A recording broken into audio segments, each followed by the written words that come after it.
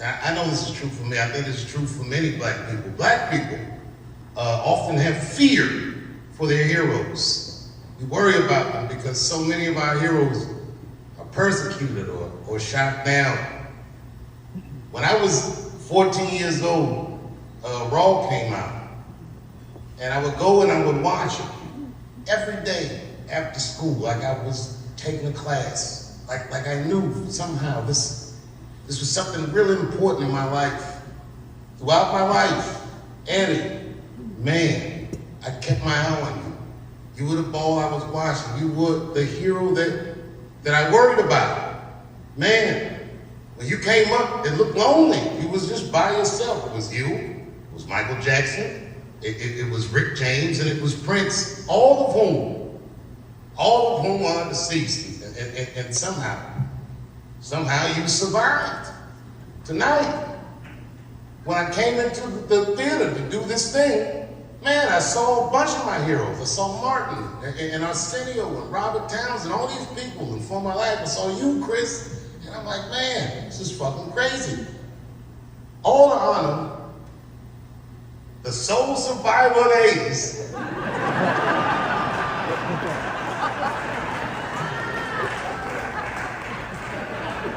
Eddie Murphy. When we did Nutty Professor, and I got the role, I was terrified. To me, Spike Lee was another hero I saw tonight. But I was terrified to meet you. And when I met you, I didn't even know it was you, because you were dressed as Sherman. I was like, who's this fat nigga? I'm nervous, these big fat niggas over here. and then we did the scene. Man, I was in the pocket.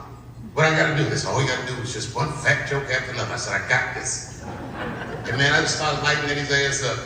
And he was dressed as Sherman when I met him. And then they started doing that slow push. And man, when you put that face on, he was like, I said, oh no. I said, America's gonna hate me for this. But a job is a job. I kept going. And then I worked up the nerve to improvise, and I looked at Jada Pinkett and I said, who is sucking whose titties over here? And water shot out of Eddie's nose. I made my hero laugh, and that made me want to cry. I gotta tell you, man, recently I did an interview that made headlines because I said I was considering doing Chappelle show again. And I told the guy, I said, if you'd asked me that a year ago, I would have said no. Chappelle show was a very difficult show to do, but it was one of the greatest experiences of my life. And one of the reasons that it was great was your brother, Charlie.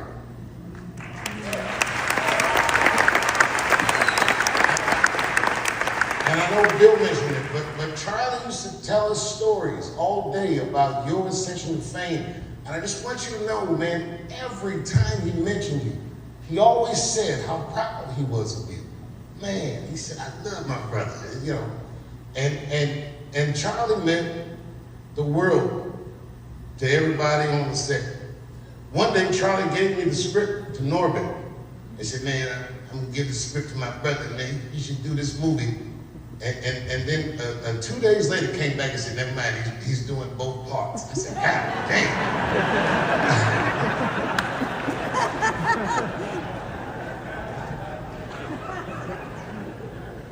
A couple weeks ago on a whim, I reached out to Eddie and asked him if I could come by and visit him. And I went to his house.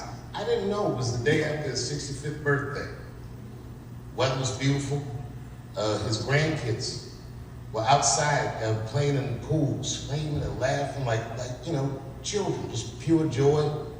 And me and Eddie, for the first time, talked about Charlie since he passed. I hadn't seen him or really had an occasion to speak about it. And in the midst of the conversation, Eddie was the one that said, man, you should do like a Chappelle show movie or something like that. And I said, man, that would be tough. That's your brother. So Eddie, if I do it, man, do the Charlie parts. And let's fucking go.